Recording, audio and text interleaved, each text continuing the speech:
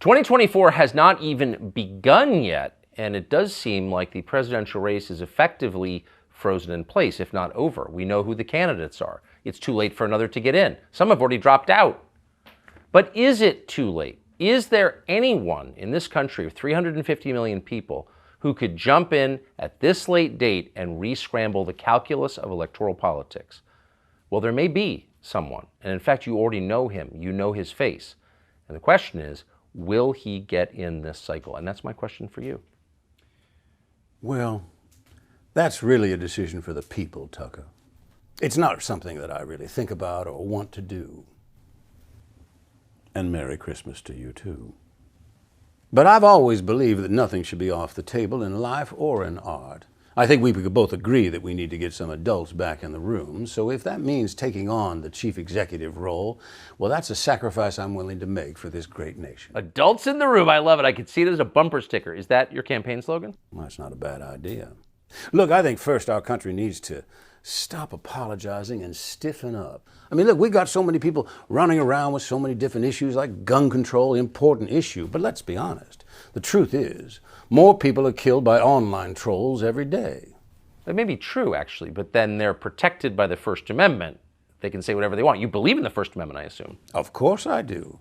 Look, people spewing ridiculous ideas is nothing new, and they should always have that right. But the problem is, somewhere along the way we started listening.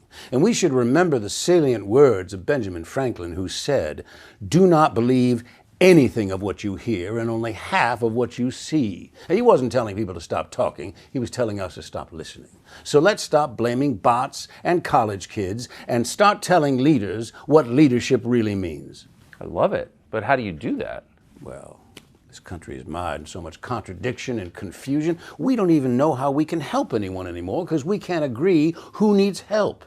I mean, what doesn't come with a trigger warning these days? I mean, Tucker, we are far too close to having a beanbag charity where we're at. We're caught at everybody. Okay, you think you're a rabbit, that's fine. But let me tell you something. You sure as hell aren't going to see someone walking through my White House in front of you with a tail, unless it's Easter. Well, amen. But how do you think we got here in the first place? Fear, and then some more fear. That's been the consistent theme, fear. And that's why I'm going to keep saying we need to get some adults back in here. Sounds like you're running. If you did run, I assume it would be as an independent. Well, I've always been independent my whole life, no matter what my party affiliation, even though at the moment I don't quite recognize my old party. So, at what point would you get in if you did? Well, I think there's time. I've never been afraid to show up a little late for the dinner. But lots of people want to be president. What would you specifically bring that other than? Well, I think I have a long and very solid relationship with the public. And that's a bond that has never been broken. I mean, I've almost felt like I can talk to them directly. Well, I mean, you do talk to them. Every Christmas you give a statement. It is Christmas Eve. What is your statement specifically this year? You know, Tucker, I think it's just good enough to sip some eggnog and decorate the tree and listen to White Christmas and embrace all the things that make this such a special day.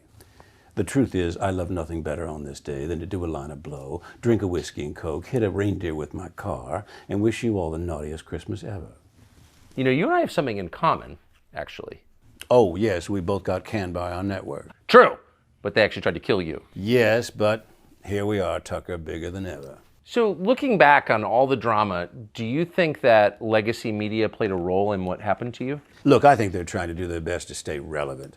Look, platforms like X, I mean, you move information around so quick that everybody else is just playing catch up. Legacy media's diligence has turned out to be they just cut and paste what some trusted outlet does. I mean, look, this will be a good example. Watch how they report on this conversation. There'll be one or two headlines that get repeated over and over and over. I think actually if legacy media wants to survive, they're going to have to start slowing down. That's smart. I agree with that. By the way, do you watch Netflix anymore? Probably as much as you watch Fox. Fair. So that doesn't mean that you're gone though from Netflix. I don't even know if you're aware of this, but every time a person pulls up the Netflix app, you're there in some way. Have you seen this? Yes, you know what that is? Boom, boom. So it is bizarre that they decided to publicly cut ties with me on allegations alone, allegations that have now been proven false, because I don't think there's any question. Netflix exists because of me. I put them on the map and they tried to put me in the ground. Do you think within Netflix and the leadership suites that your influence is still felt? Well, according to your research, my influence is felt every time every customer opens the app. I'd say that's pretty powerful. Oh, that's true. When are you getting back to work, by the way? Oh, I've been back at work from the moment we started talking, Tucker. So does that mean this is like an episode or is it real? Well, it's probably a little of both. I mean, Tucker, what's true, what's false? What's life, what's art? What's real, what's performance? I love it when these things intersect because then it gets interesting. What role do you see yourself playing going forward? I will play whatever role the public wants me to play. And what about you, Tucker? What role do you want to play? I mean, if I run, I'm going to need a vice president. I'll sleep on it.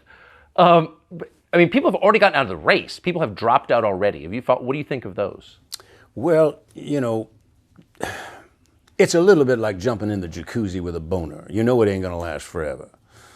So I wasn't surprised when Mike, a little too pensive, jumped out right away. I wasn't either. But what about the candidates who are still in?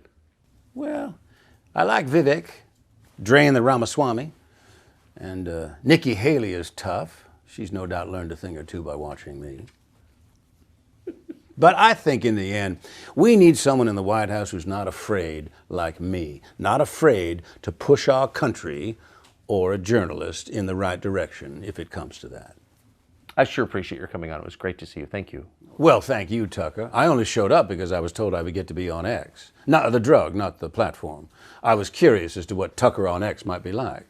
I have never tried that. Well, you wouldn't be the first guy to tell me you'd never tried that before.